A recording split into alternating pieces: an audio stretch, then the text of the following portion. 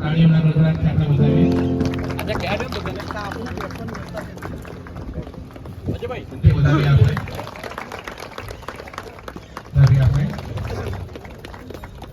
તાલુકા ખૂબ ખૂબ આભાર.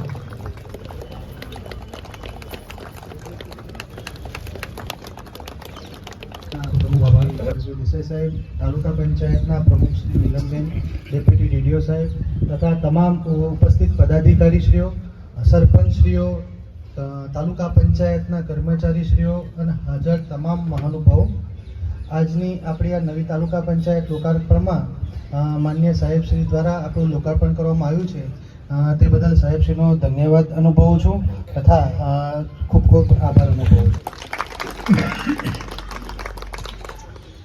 બાકી રોશનીબેન તો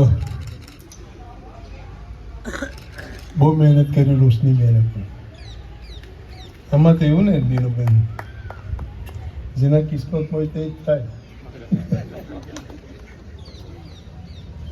ચાલો, સારી વાત છે. આપ સૌને ખૂબ ખૂબ શુભેચ્છાઓ નવા બિલ્ડિંગ માટે.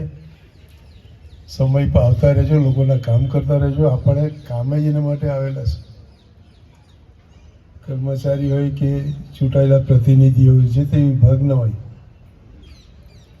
આપણે લોકોને માટે ચૂંટાયેલા જનતા માટેના મહામંત્રી શ્રી જિજ્ઞેશભાઈ, આપણા તાલુકા પંચાયતના પ્રમુખ શ્રી નીલમબેન, અમારા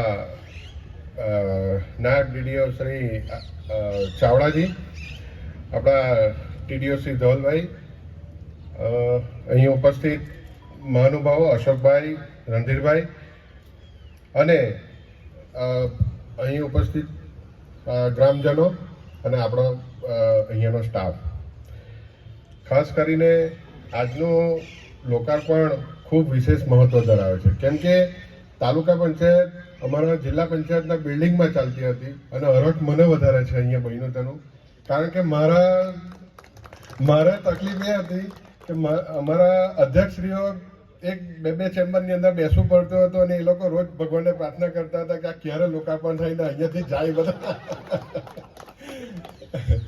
એટલે ખૂબ સરસ મકાન બન્યું છે. 3.10 લાખ કરોડ રૂપિયાનું છે અને ખૂબ અદ્યતન સુવિધા છે આની અંદર.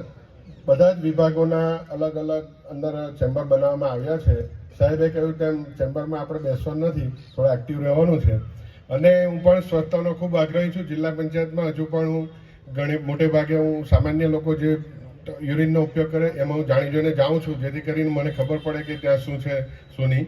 તો આપણે પણ ખાસ કરીને યુરિનનો ઉપયોગ કરતા હોય, ફ્લશ કરે અને કરાવડાવે અને ચોખ્ખું રાખાવે તો જ આપણે ત્યાં કોઈ પણ મહેમાનો આવશે તો વિચારશે કે ના, આપણા આ તાલુકાના લોકો અને અહીંયાના કર્મચારીઓ ખૂબ એક્ટિવ છે.